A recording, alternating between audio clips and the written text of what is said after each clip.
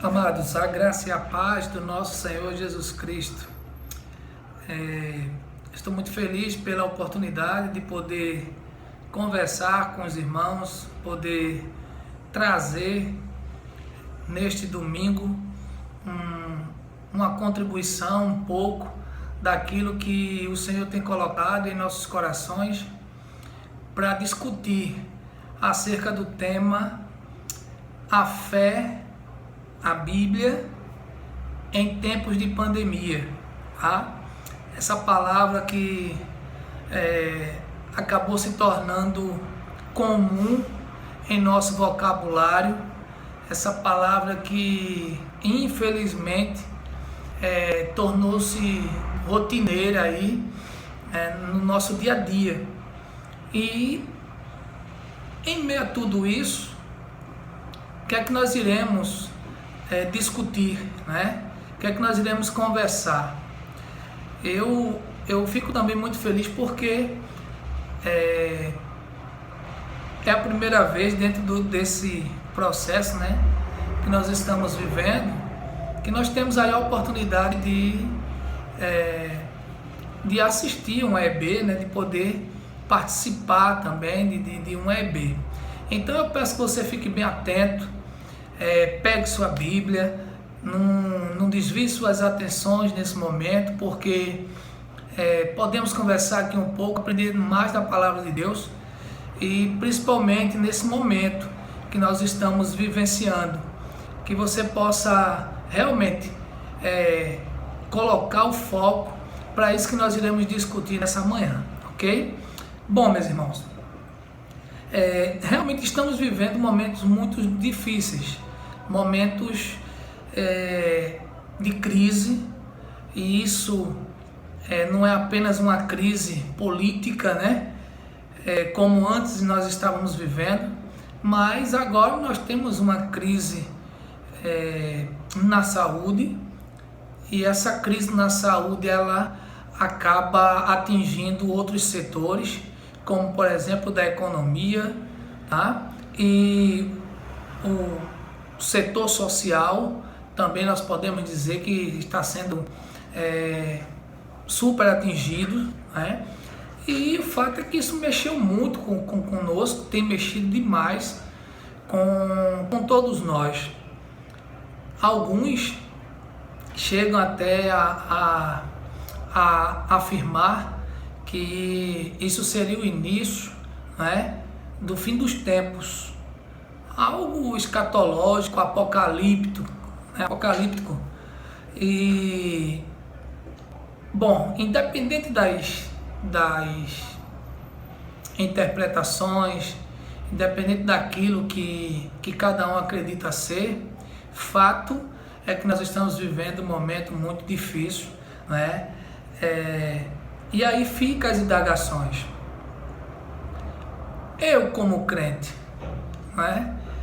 Como é que estou me comportando? Como é que eu estou lidando com esse período, com essas dificuldades? Como tem sido esse meu comportamento? Como tem sido o meu testemunho, né?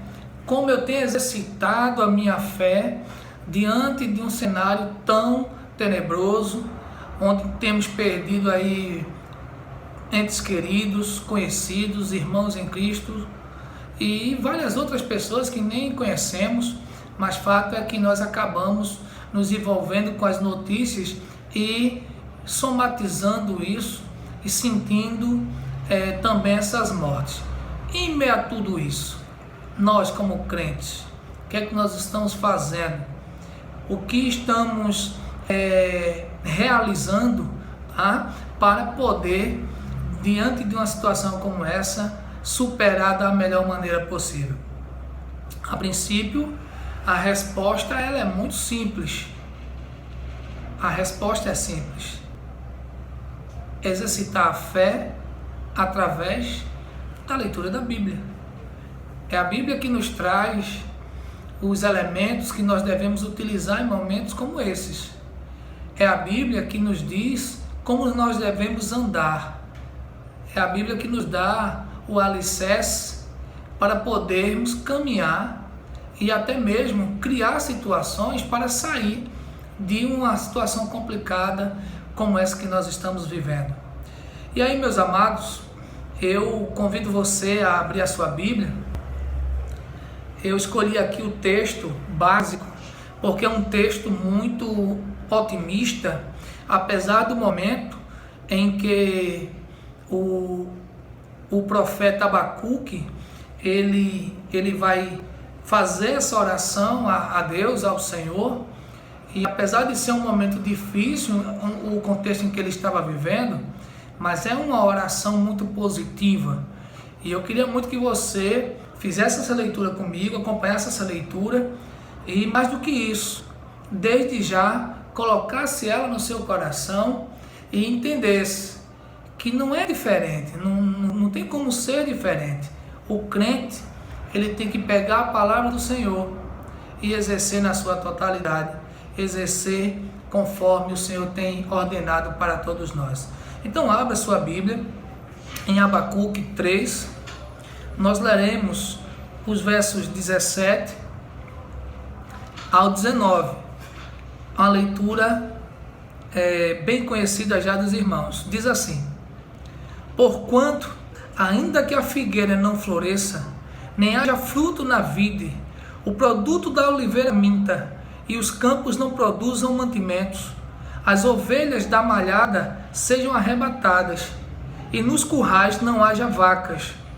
Todavia eu me alegrarei no Senhor, eu exaltarei no Deus da minha salvação. Jeová, o Senhor, é a minha força, e fará os meus pés como os das servas, e me fará andar sobre as minhas alturas, ou maiores alturas. Deus é a nossa razão de resistirmos a qualquer momento difícil.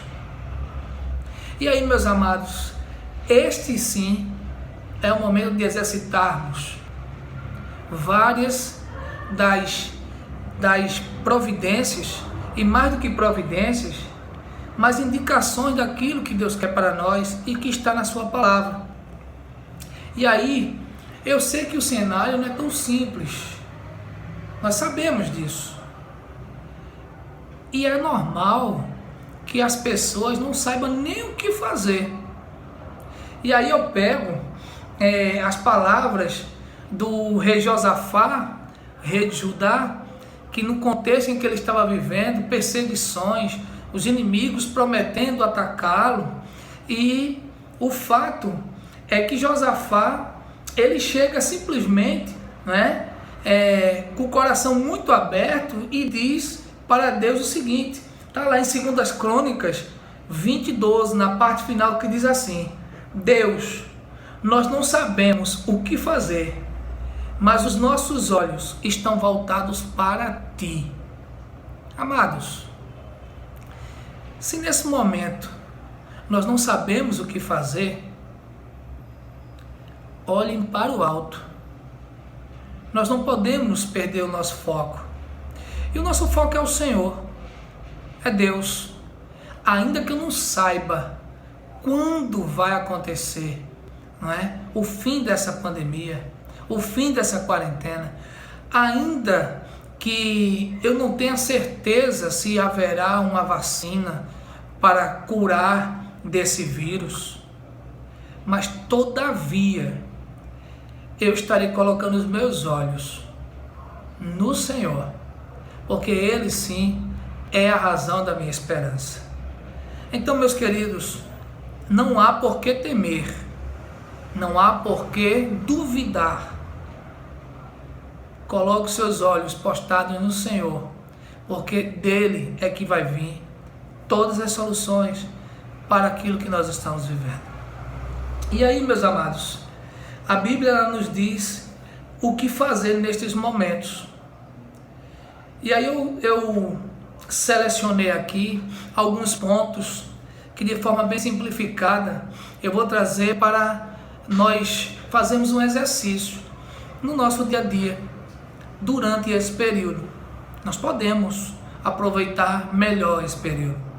Nós podemos melhorar né, sofrer menos nessa quarentena. E aqui o primeiro ponto diz o seguinte: mesmo com medo, veja só, mesmo com medo, não deixe de confiar em Deus. E aí eu pego novamente a referência do rei Josafá, né?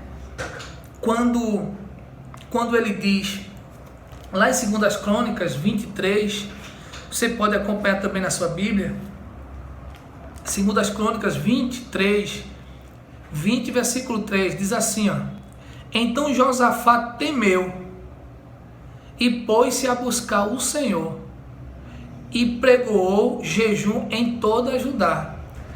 Observe, meu amado, que o rei Josafá, ele temeu. O fato de você ter medo não extingue a sua fé em Deus.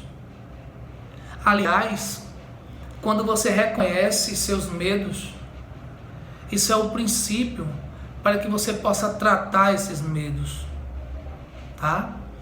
Não significa dizer que você não tem fé. Agora, esse medo não pode dominar a sua mente, não pode dominar o seu coração, a sua alma.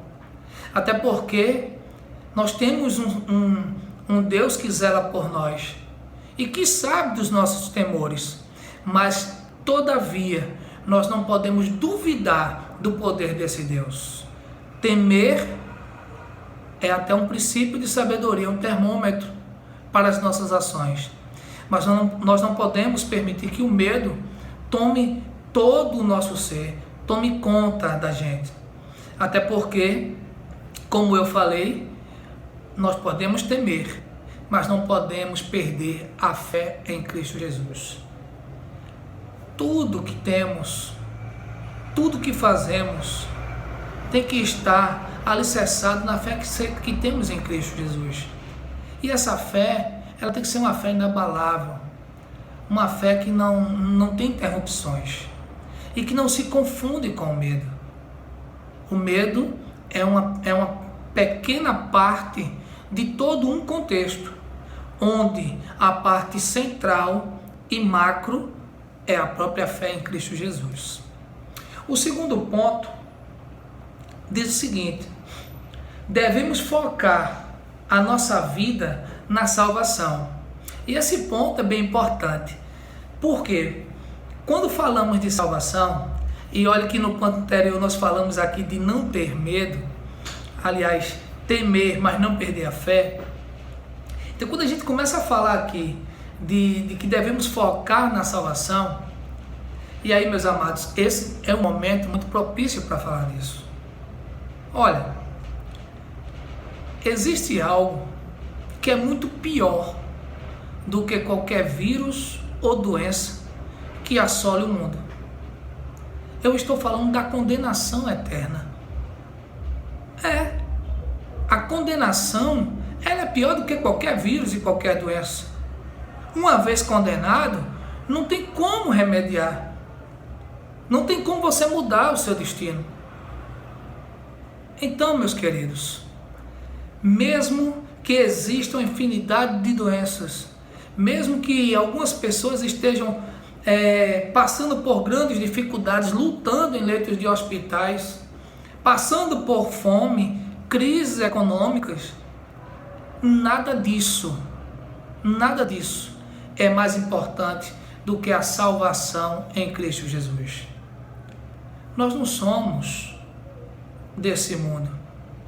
Deus não nos criou para ficar eternamente preso a esse mundo. Então, o maior prêmio que o Senhor nos deu foi a salvação. E por que eu estou falando isso? De repente, alguns podem estar se indagando. Só sabe quem perdeu, né? Quem perdeu um ente querido, só sabe quem viu alguém da família morrer. Meus queridos, a morte para quem está em Cristo Jesus é o início da vida eterna. E nós não podemos esquecer isso. O crente, ele tem que focar na salvação. Nós não podemos focar nas coisas da terra. Então, meus amados, se até esse momento o Senhor tem nos poupado, é porque Ele tem sim um objetivo em nossas vidas, e esse objetivo é a salvação. Ele quer que sejamos salvos, e é por isso que Ele entregou o Seu Filho Jesus naquela cruz, para morrer por nós. João 3,16 é muito claro quando diz: porque Deus amou o mundo de tal maneira, que deu o Seu Filho unigênito, para que todo aquele que nele crê não pereça, mas tenha a vida eterna. Amados, o perecer aqui não é perecer apenas no sentido carnal, morte, mas é perecer no sentido espiritual. Deus nos criou para sermos salvos, sermos criaturas suas, adorar o seu nome. Então, em momentos como esse, o nosso foco tem que ser a salvação, e não o medo, e não a depressão, e não o isolamento de todos e de todos. Já basta o isolamento imposto pela própria pandemia, mas nós devemos estar conectados uns com os outros, buscando sempre o mesmo alvo, que é a salvação. O terceiro ponto está em renovar os laços com a família nuclear e com a família cristã. Esse momento é um momento que serve para a gente fazer grandes reflexões, e um momento de renovação. Acreditem que em situações como essas, tem pais e mães que voltaram a olhar para os seus filhos, e os seus filhos também voltaram a olhar para eles, justamente porque todos estão em casa, todos estão ali, isolados.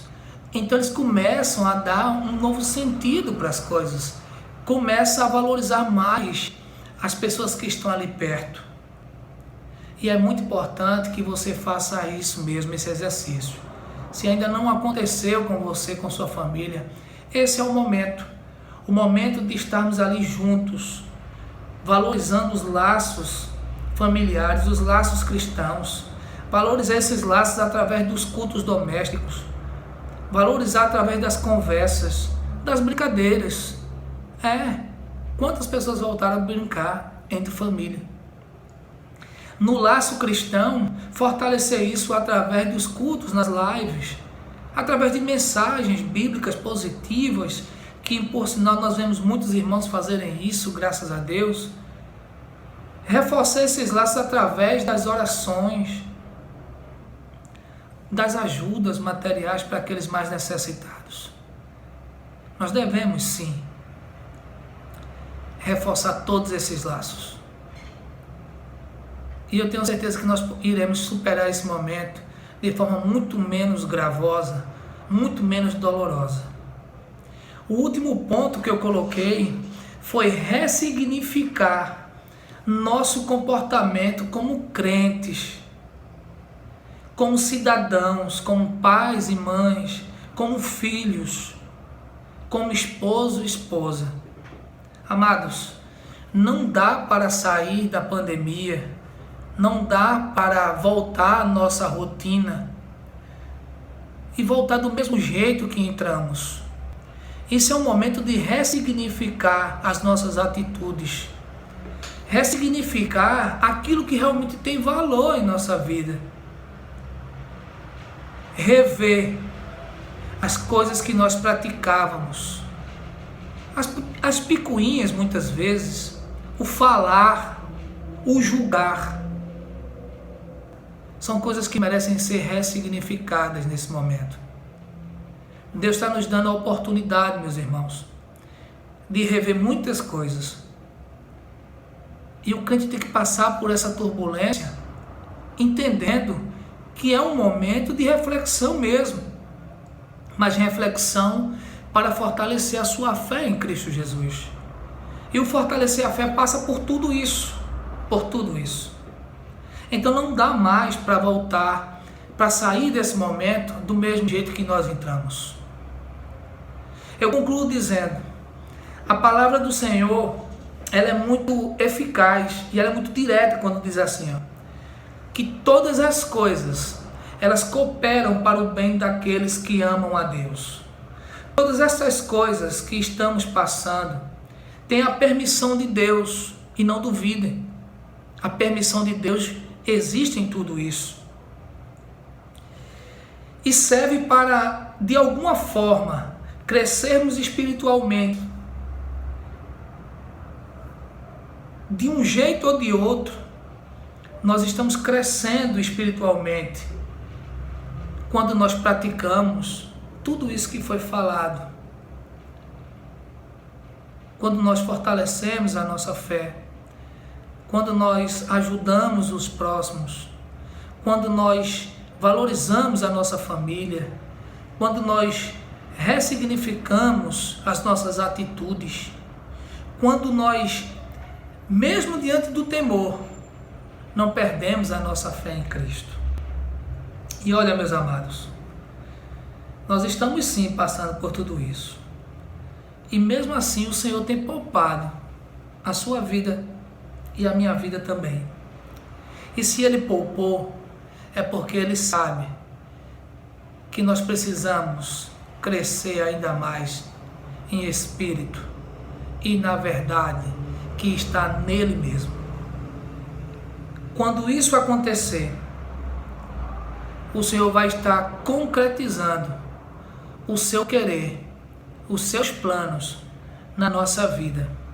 E aí nós poderemos fazer com muita segurança a oração que o próprio Abacuque fez, como a princípio, no início dessa aula foi falado, quando ele diz assim, ó, principalmente na parte do verso 2, aliás, do verso 18 e 19, quando ele diz assim: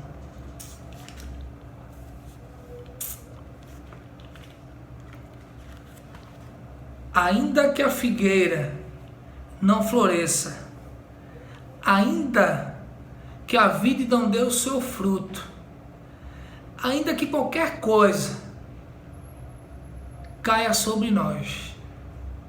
Aí o profeta Abacuque diz: eu todavia me alegrarei no Senhor, que fez os céus e a terra e que está conosco, mesmo em momentos difíceis como o que nós estamos vivendo. Porque, meus irmãos, não duvidem, o Senhor, Ele tem um controle sobre tudo, sobre vocês, sobre mim também. Que Deus nos abençoe e que todos possam passar o mais rápido possível esse momento, para que possamos juntos louvar numa grande família o nome do Senhor. Um forte abraço, fiquem com Deus. Amém.